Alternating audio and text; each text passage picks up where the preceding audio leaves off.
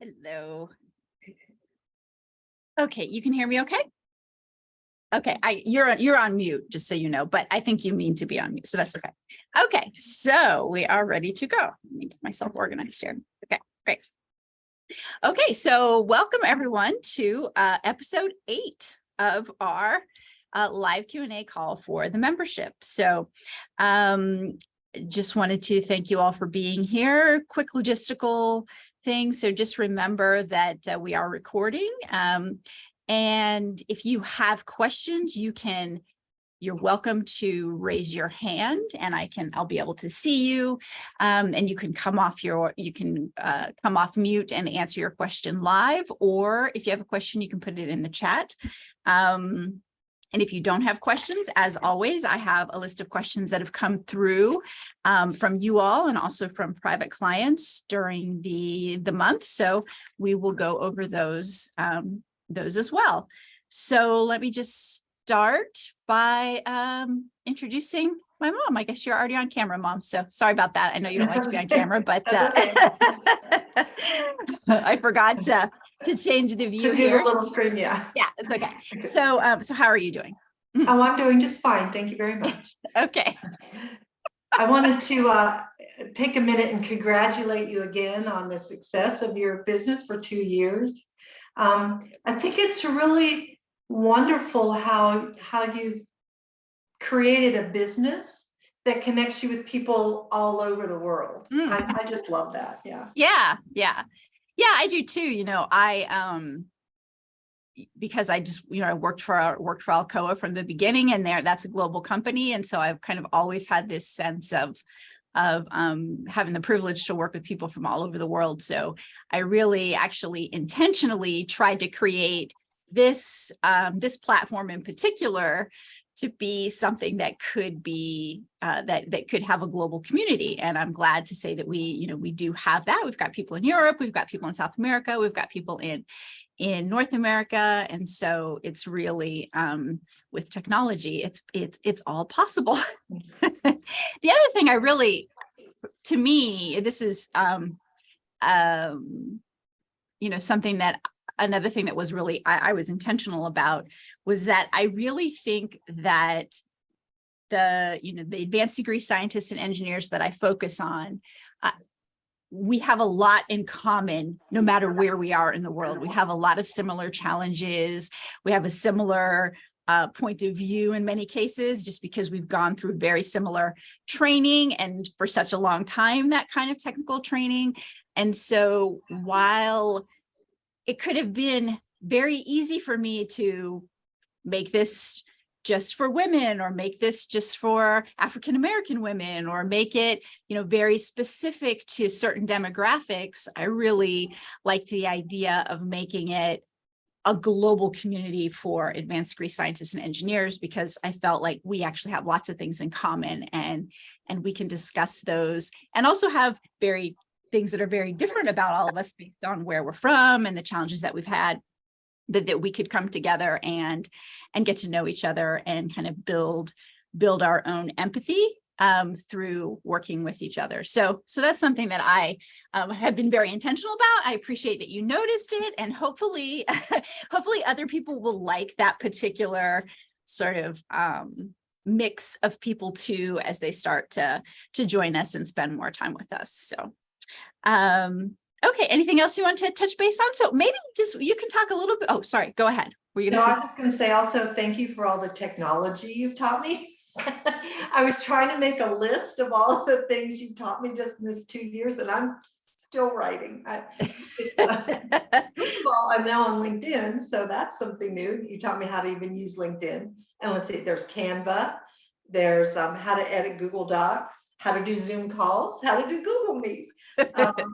Let's see. Oh, and that you're allowed to have more than one tab open on your computer at one time. The world will come crashing in. So if I just sat and made a list of all the technology you've taught me, it would take me all day. Plus, you've been very kind to make little how-to videos for each one of those things so that I can refer back to it. So in case I more than likely need to have a refresher on how to do this or that or the other. So thank you for that.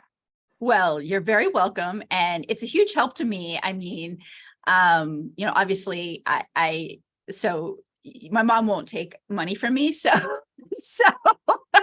just in case you all know, so basically she's an extremely efficient and extremely high caliber free virtual assistant in some cases. And so first of all, just very pragmatically, that is a huge help to me. I think it's great that you're embracing all of those things, that people want to know, where do you get your lifelong love of learning? You can see it here, right? Here's my mom. She's already had a career, she's retired, and now she's really, embracing learning the new technology and all the new tools and stuff like that to help me. And it is a huge help. I will make a specific comment about the videos because it's actually something that I have been trying to get. I coach my, the leaders, and in particular, the ones who are entrepreneurs. I continually coach them to make videos on all the different processes that they're developing in their business, or even, in their case, oftentimes the technology for them is more about like actual laboratory equipment or analytical tools. And as they, go from being one person to being, bringing on interns, bringing on new hires, and they're like, oh, I'm so overwhelmed with all the onboarding and I can't meet them in the lab, and et cetera, et cetera. And I'm like, you don't have to do all of that. You can make videos, very simple, screen share in many cases. That's what you and I use mostly, but you can do screen share videos. You can do even just videos like this, which are on Zoom and a webcam or whatever. And you can get a long way towards helping people become proficient, self-sufficient, or even just learn enough to ask you intelligent questions when you do meet. And then it reduces, of course, your own burden for the FaceTime. So I just want to say, it's an excellent tool for anybody to use who may need to teach someone anything, and doesn't necessarily want to be there face to face all the time. So I'm glad that they work for you. I think you watch them once, twice, as many times as you want to, and you come with your questions. And then when we have our weekly meeting, so everyone, the term that's used, at least here in the US, is that I eat my own dog food, which means that I take my own advice. I don't know why but so my mom and we work together. We have a weekly meeting and I ask her what's on her list. She gets to talk first. This is the weekly meeting that I consistently tell people that leaders they need to do with their team. So we have our weekly meeting, and it's not uncommon for her to say, I watched the video and I had this question, and then I answer the question, and now she's off to the races, right? So anyway, I just wanted to use that, since you mentioned it, just use that as an opportunity to kind of talk about how that actually works. And it, yes, it can be things that are related to technology and computer stuff, but it can also be things that are out in physical space as well.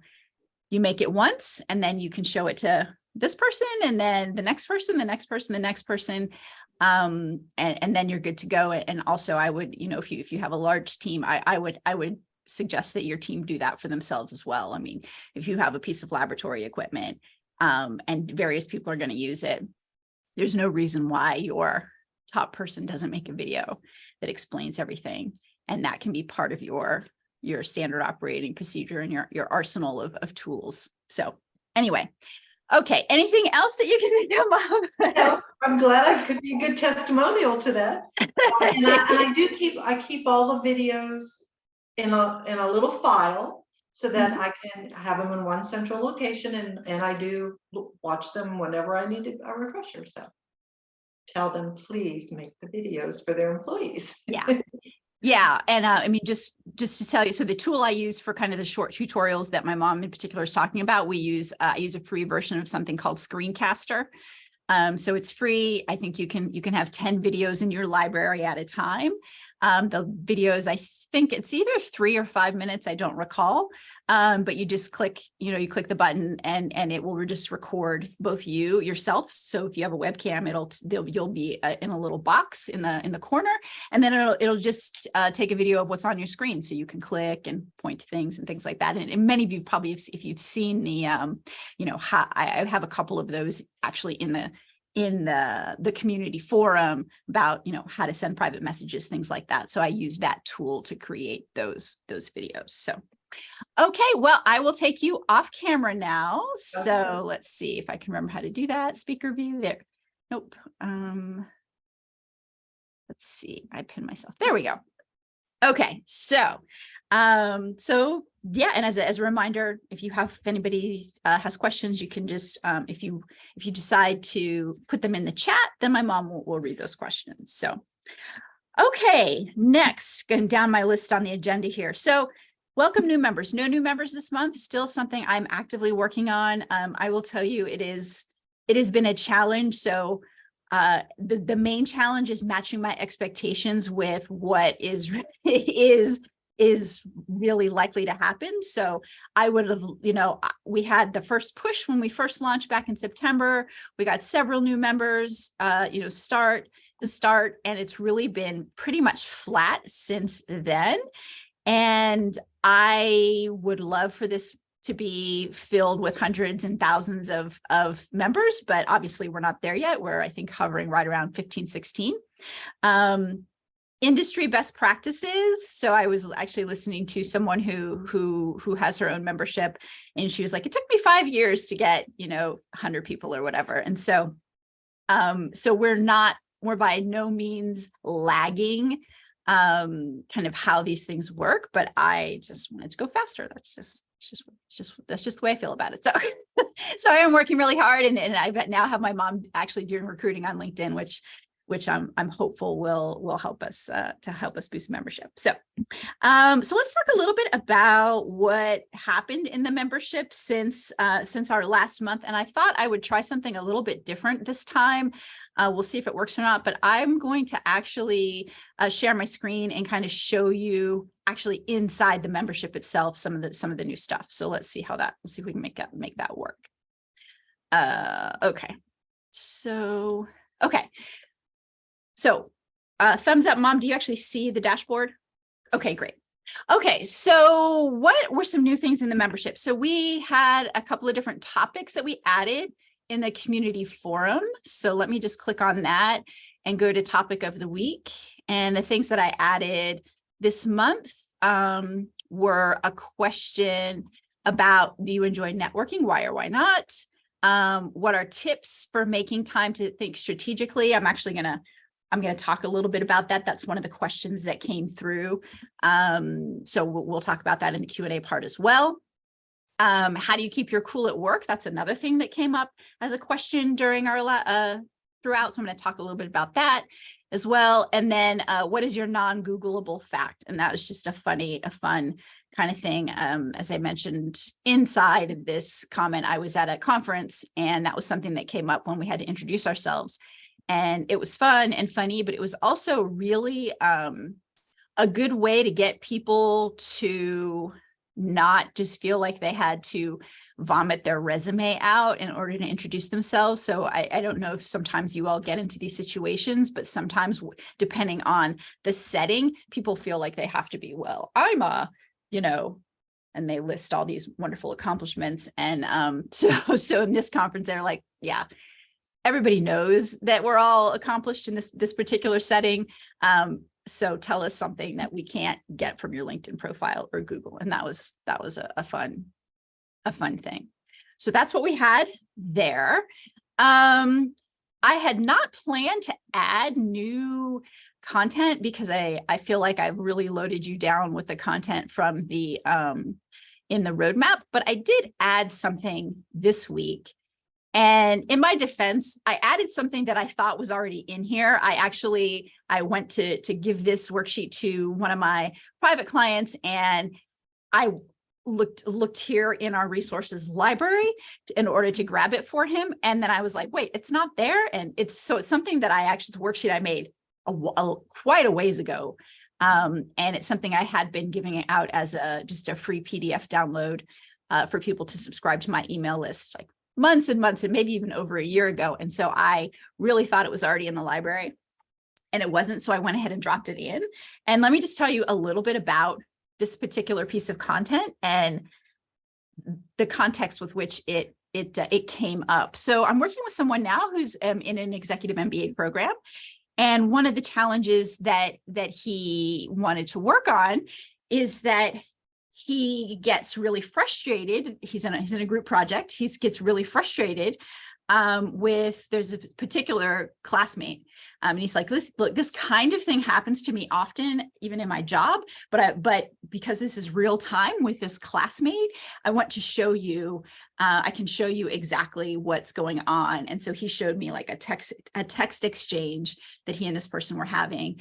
And it was like, very quickly escalated. No, you're wrong. No, you're wrong. You're an idiot. No, you're not. I mean, he was like, I don't know how to not escalate this kind of thing when, I start out by telling her facts and figures, and then she comes back with, these sort of, well, I'm not an idiot, and you're being this, that, and the other thing. And so that reminded me of a challenge that I've had myself in the past with people. For whatever reason, there's certain people and situations that just cause me to kind of spiral and end up regretting the way I've interacted with this person. And he talked about that, like, what should I do? How should I handle this?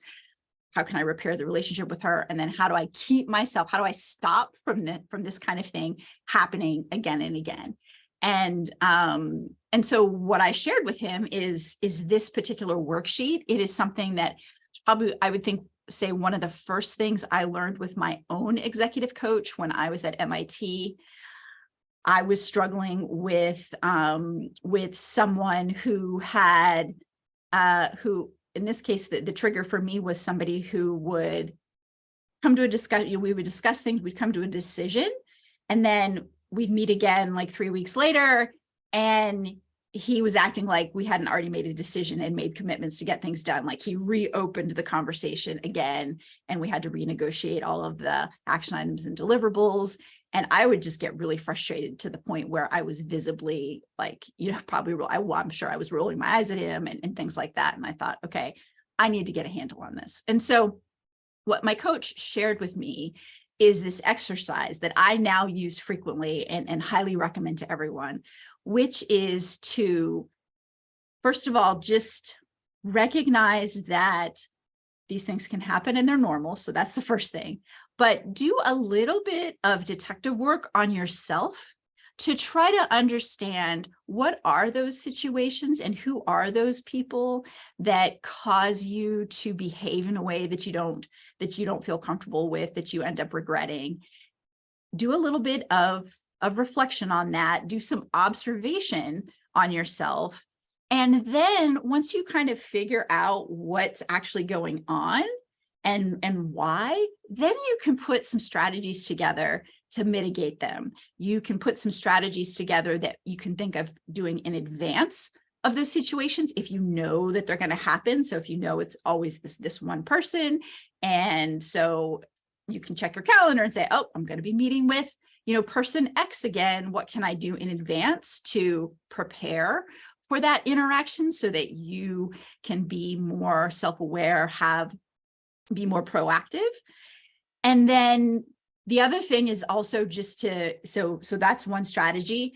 The other strategy is really to think about, okay, maybe I don't know in advance, but maybe there's some things that I can do when I feel myself getting worked up over certain things. And so this worksheet, it's a very simple tool, and it gives you some strategies that you can deploy.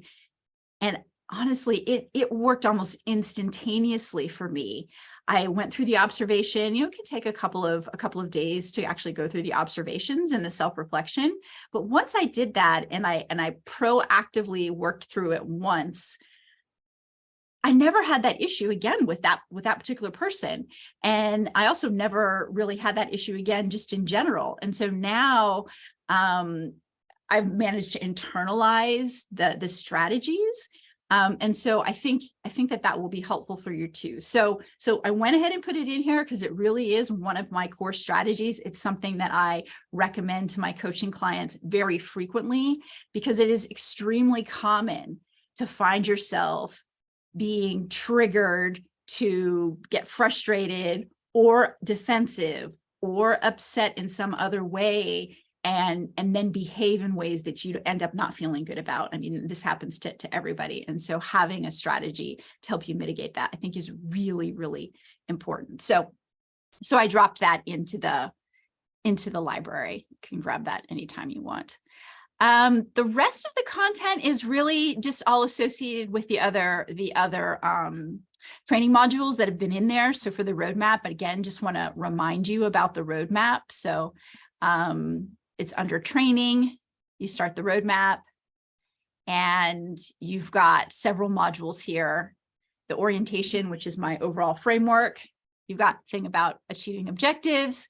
You've got really the inner work, the mindset work, which is the unlock your authentic leader, then very tactical communicating, and then building your network. So those are the things that are in the program. So now I'm just trying to unshare my screen. Let's see, how do I do that? Oh, it's over here. Sorry. Stop share. Okay. Okay, so with that, I am going to go to the questions. So first one I'm going to talk about is a question I got through email. So I am currently coordinating the work of a very bright employee that is very meticulous in his work, but slow delivering results. He has been in his role for a little more than a year. He tends to promise that tasks will be completed by X date, but that date passes twice over in many cases. During my vacation, someone else from the team ended up picking up one of his tasks. I have assigned fewer and more specific tasks to him over the last few weeks. I'm trying to have him promise less and deliver on time. If this doesn't change, I'm afraid that the company will cut ties with him. How can I convince/encourage him to adapt to the rhythm of the team?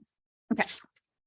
So this is a great question. I'm going to do my best to answer it. I think it's a multifaceted question, but it's a great one. So the first thing I want to say is that it's important to recognize that your accountability is twofold. So it is first and primarily to make sure that the tasks are done. So you have tasks that you are personally accountable for completing yourself, and then you have these tasks that you're accountable for completing through others. Okay, so you need to recognize that is an accountability, and so that's kind of the main part of our strategy is making sure that we get those things done.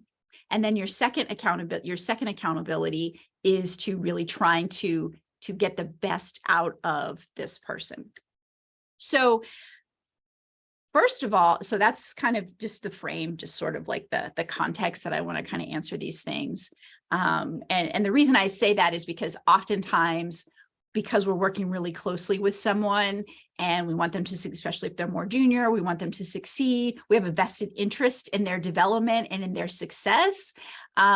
Sometimes that can lead to being slow to do things that we may feel as a little bit harsh. So my point being to address kind of the comment you made, lost my sheet of paper.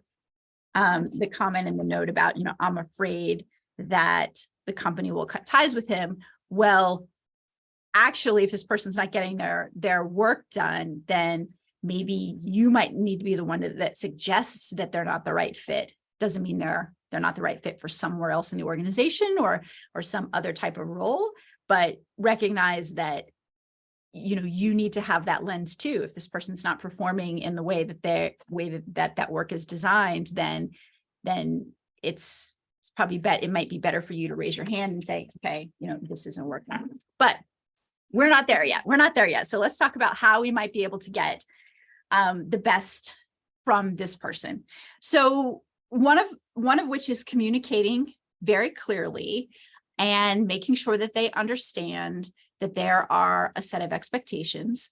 It sounds like you have probably already done some of that, if not all of it, because you've had these conversations and you've decided to shrink their tasks down a little bit. So I would wonder, are they clear on the ramifications, the impact that their lack of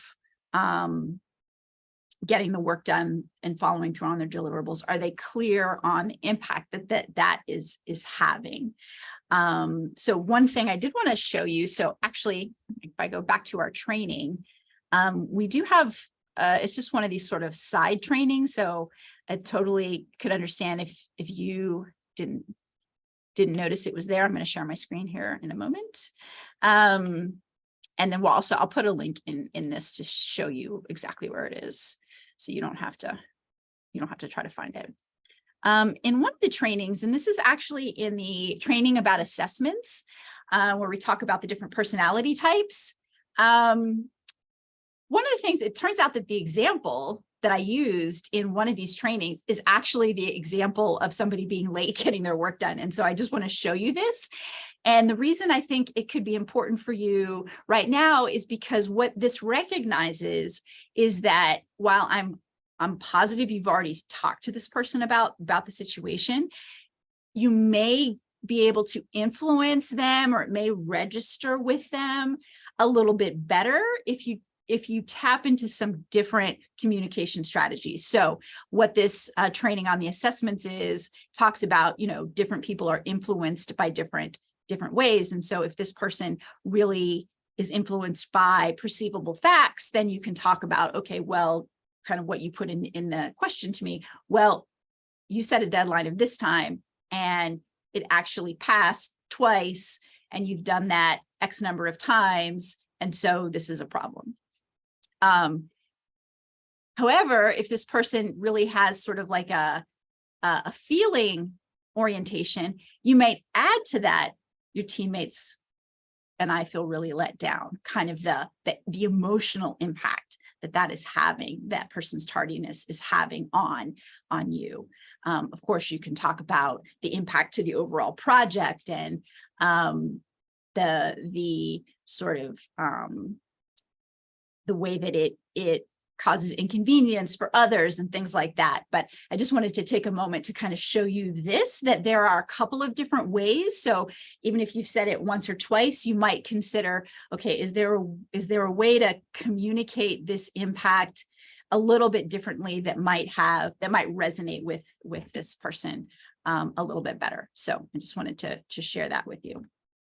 Let me unshare this. And then, okay. So communicating the expectations. The next thing that you might want to explore with him is to say, why is it that these things are late, and really getting him to talk about what's going on. Well, I kind of go through the 5 whys. I know you know the 5 whys. So we kind of go through 5 whys about why it's late, and hopefully getting to, are there miscommunications? Are there resources that he needs? Is there something going on that you're unaware of that you could potentially either offer support, or it can give you information that like, actually, this is probably not going to get better. And so we might need to think about changing his responsibilities a little bit, right? Because again, you've got two accountabilities here. You have to get this work done, and then you want to get the best you can out of this person. And so if you can discover a little bit more about the root causes of the tardiness, that can help you say, oh, I can actually support you, or actually we need to change something here because this person actually is not capable of doing what it is that we've established for them. The other thing is potentially adjusting your feedback loop. So if the person has 2 weeks to do something, said they're going to get it done in 2 weeks, you might consider checking in 2 or 3 times, just briefly, to see how things are going. Or you may even require an intermediate checkpoint and say, okay, well, I need you to have 40% of it done by this date, and we're going to check in on it. So sometimes folks are not, if they're procrastinators and then it turns out they can't actually get it done, by putting some intermediate checkpoints in and actually checking their work, that can help both of you to know with pacing. And I think those are probably the main things I would suggest at the moment. Again, just with that final, just reinforcing the first thing I said, which is you really do need to be monitoring to see whether or not this person can actually get the work done, because you are accountable for getting it done. So it ultimately, if it looks like it's not the case, it's going to be better for you personally to have been the one to raise your hand and say, hey, we've got this person here. These are the tasks they're accountable for. They've been late multiple times. Here are the list of 4 or 5 things that I did to try to remedy this situation, but it doesn't look like that this person's capable of getting it done. And so we need to think about a plan B. That's the leadership posture to take if you think that's the case. So so just to summarize, remember, you have 2 accountabilities to get it done and to try to get the best out of the person. Start with clear communication, recognize that there can be a couple of different tactics to try to resonate with that person, making sure that they understand the impact, both the importance of the work that they're doing, but also the importance and the negative consequences of their tardiness. And think about how you want to schedule the work. So if you can have intermediate checkpoints to try to help them potentially manage some deadlines. Also asking them really to do some root cause analysis on why they're struggling with this. And of course, if there's any support that you can give to help mitigate those root causes, absolutely do that. And then also be prepared, if needed, to be the one to raise your hand to your boss or whoever to say, I'm sorry, but this person does not seem to be capable, and really outlining, here's the things that I've done to try to mitigate this situation, because it will, you are accountable for the deliverables. So I hope that helps. If it doesn't, just send me a private message, and we can chat about it some more if there's some more or different things that you would like support on for that. So and then I've got it in our notes, but I want to make sure I link to that specific training module so that they don't have to go back and hunt for that particular 90-second clip that talked about the different communication strategies. So okay, so gosh, I did not bring water with me. Hold on. Okay, so next question. How do I find time for strategic planning? So I'm struggling managing the day-to-day tactical work with thinking bigger picture. So it's a great question. It's definitely a challenge. When I think of strategic planning, I think of two things that really need to be in place in order for it to actually work well. So in this case, I'm going to assume that you want to think strategically by yourself, but you can always add a meeting. You can always organize a meeting with others if you want to. And I think I've talked a little bit about that before in one of these. So I'll, Mom, if you could make a note about this, how to run a strategic planning session, I'll link that to these notes. But if you yourself, so right now I'm assuming you're an individual, you just want to do this individually. If you want to have time to think about the strategy of your organization more, then you need two things. You need the time. So you need to actually put it on your calendar and find time in your busy schedule to do that.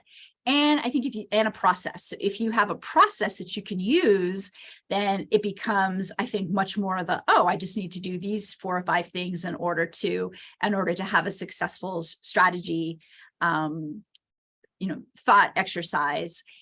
And then you're more likely, I think, to do it on a regular basis. So when it comes to the time, what I would suggest you do just to start is to go out maybe 3 or 4 weeks in your calendar and just give yourself 1 hour.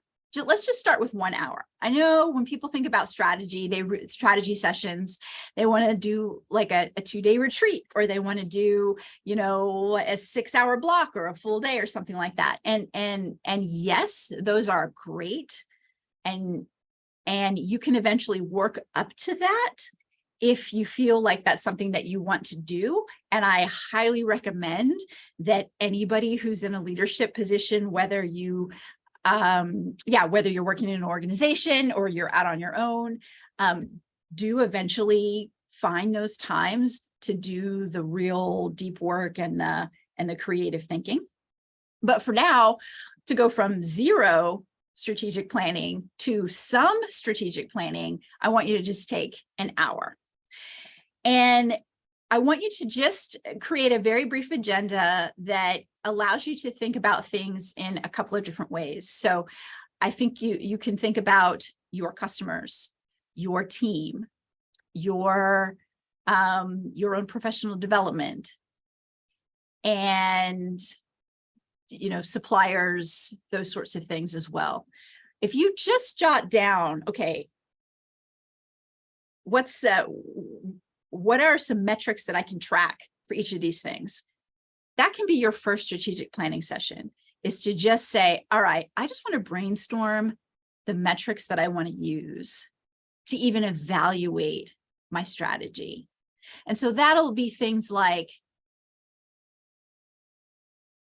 do I have a succession plan? Yes or no? Maybe not. If you don't have any kind of succession planning process or succession planning strategy, that could be something that you jot down in this first strategic planning session that you have. Another thing you could be thinking about is like relationships. Okay, do I have the network to help me in all of these key areas that I just listed? Do I have the right numbers? Do I have the right sort of like, what's the word I'm looking for here?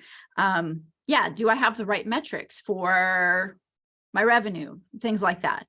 So the first strategic planning session can simply be to just your agenda is simply to say, okay, first I'm going to go through these big major categories that are important to me, typically your revenue or your suppliers, your customers, your team.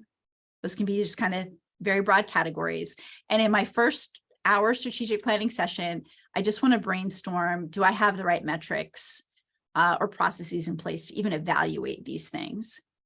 And you're going to get an answer. And some things you're going to be like, yeah, we've got a great talent management process. I feel really good about that. And then you're going to say, I don't even know I'm not even sure the right financial metric to use to measure the impact of my team. So there'll be some things that are really good and some things that aren't really good. And from there, you can now have the next iteration to be like, okay, so what are some actions that I want to have associated with these big categories? And then your next strategic planning session can be to address those things, to really think, or maybe you just pick one and you do a deeper dive on one of those things. But that's kind of all you really need, I think, to get yourself going, is to just put a 1 hour block on your calendar in a couple of weeks with just a list of a couple of strategic topics and say, all right, in this time, I just want to focus on the right measurements associated with each of these things. Do I have it? Do I not have it? Am I clear, etc.? If not, then you give yourself an action plan. And then the next round, you'll address those things and you'll come up with another action plan. And that will get you started.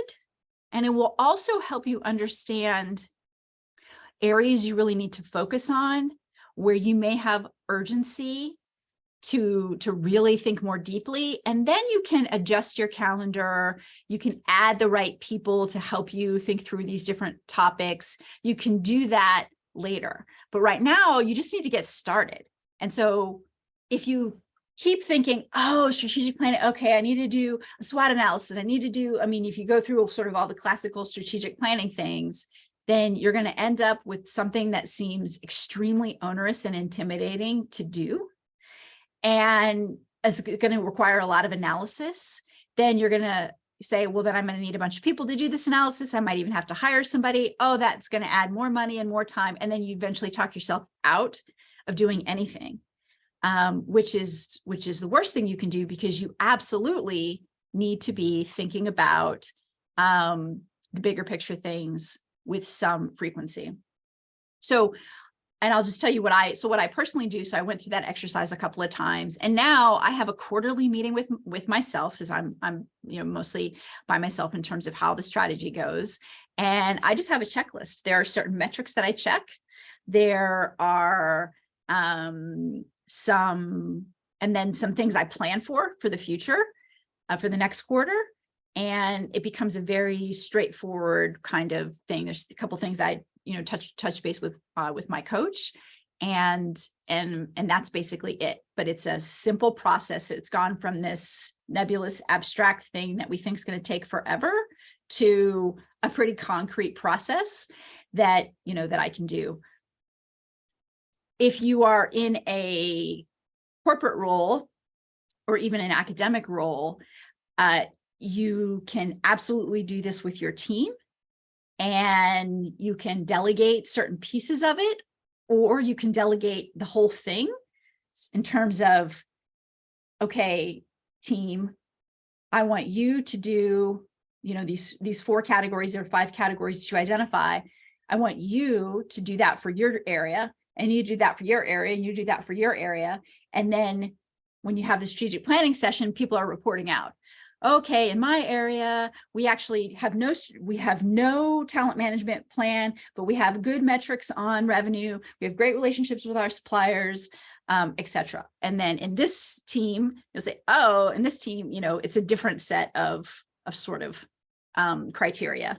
And so if you do that, if you delegate, each of your direct reports to kind of do that kind of just quick high level analysis, you'll quickly be able to see, again, what the areas that you need to focus on, where you need more data, where you might need support. For example, if you don't have a succession plan for one of your key areas, then you probably need to bring in HR to help them run a succession planning exercise, maybe for your whole group, but at least for that sub team. So that's how I would do it if I was, in a larger organization, if I was back in a large organization.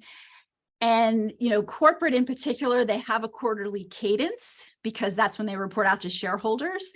And I personally stay on the quarterly cadence. That's just the way I've grown up professionally. But I also think, 3 months is a good amount of time for things to have changed enough to need to take a look at.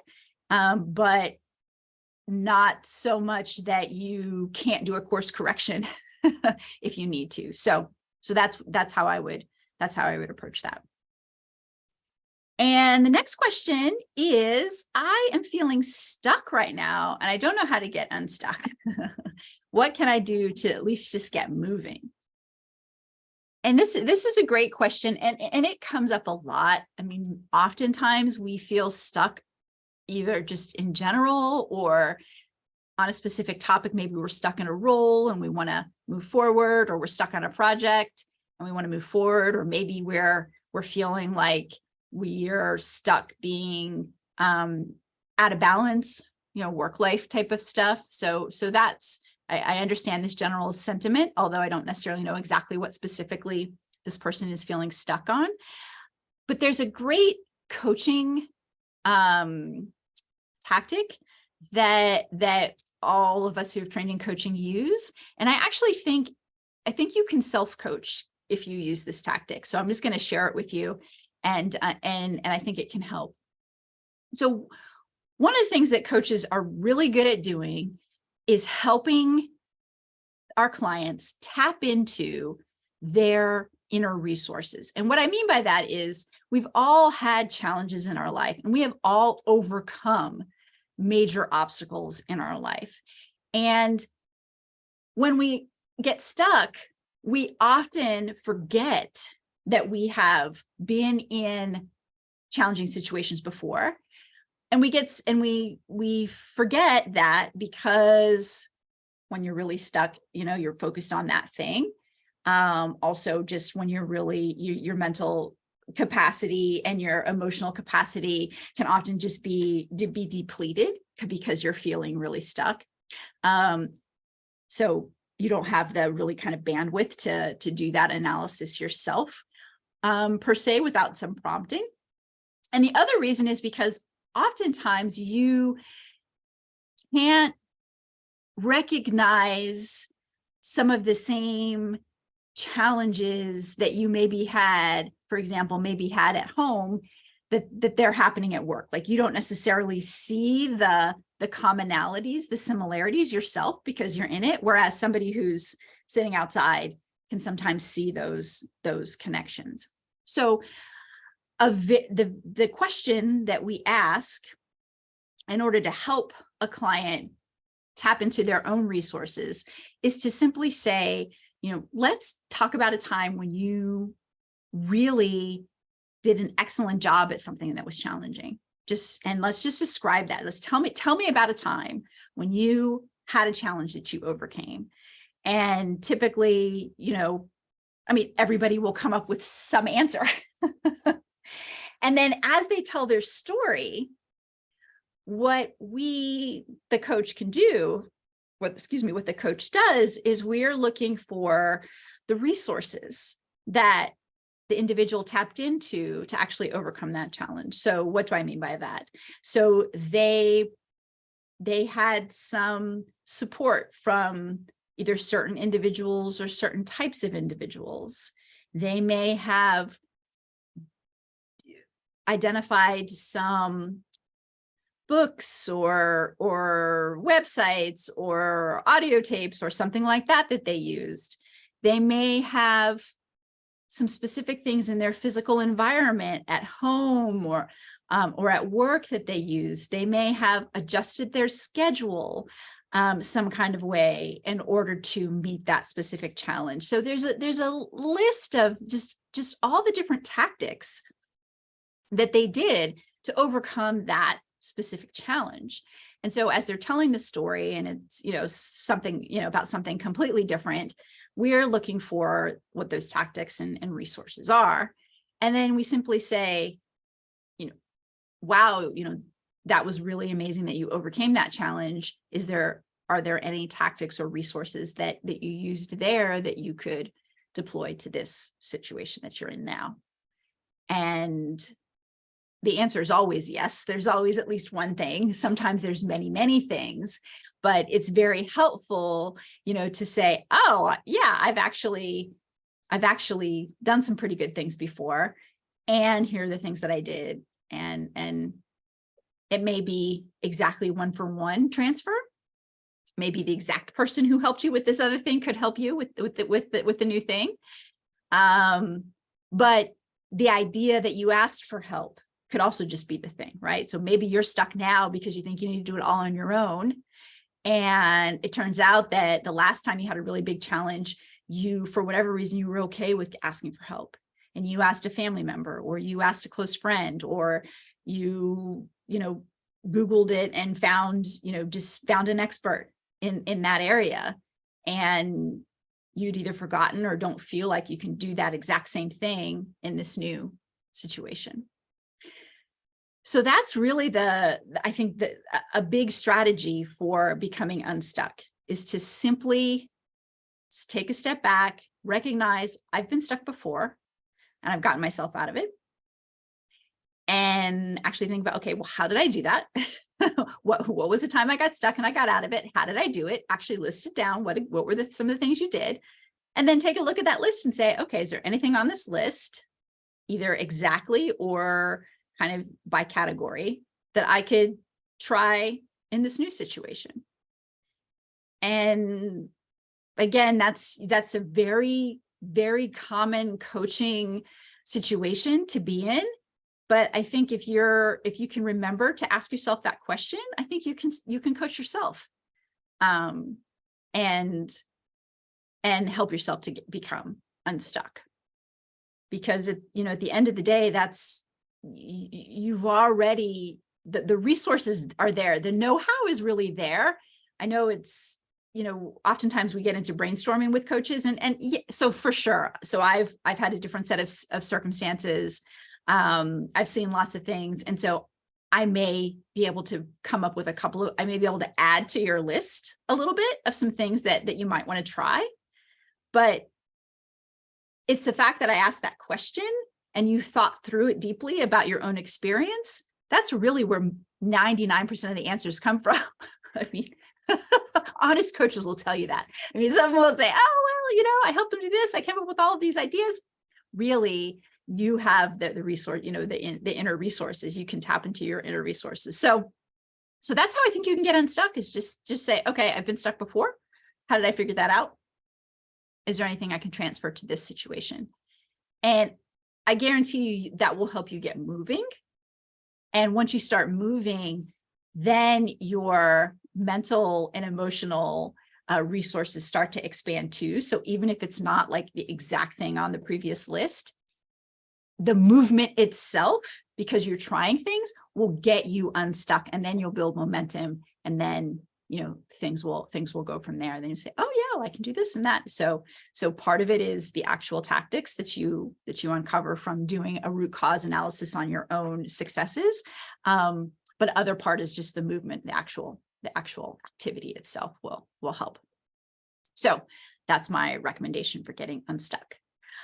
Okay, so those are all of my questions. I don't see any hands raised. I don't see anything in the chat, so we are good to go there. So I'm just going to wrap things up here. So coming up in the accelerator, so I really do plan to focus on the content that's already there. I do not want to overload you all with way too much content. It's probably too late. I probably already did that, but I don't plan to add anything unless somebody raises their hand. I mean, I do take requests. So, if I try to answer your main questions as quickly as I can here in the live Q&A and in the private messaging. But if there's really a topic that you want to address, I am happy to take that on as a challenge and to generate some content around it and some training or a quick win or whatever around those topics. So always happy to do that. And hopefully everybody got something I forgot to mention in the beginning. Hopefully everybody's getting my emails. So you should have gotten a new weekly. This last Saturday, it looks a little bit different. It's quite possible it says hi there because I'm still figuring out how to use this platform. And so I thought it would leave people's names blank if I didn't have it, but it didn't. So it might've said hi unknown or something like that, but hopefully I'm getting all that sorted out. But I wanted to make sure you're getting my messages. So typically you'll get a weekly message from me, and then just another note reminding you if there's like an event. So hopefully that doesn't seem spammy to you. That's just a summary of what's going on in the accelerator. But one of the things I am going to start doing there is really highlighting past content. So just making sure, because in particular, so there's the training module, but in the workbook, I put a lot of links to additional content, additional resources to explore topics. And so you may not realize that there's a lot of additional resources that go with the specific topics already in there. So you would have only really seen that if you went through the workbook. And then, so our next meeting is May 17th, same time, same place. So thank you very much, and I will see you then. Bye.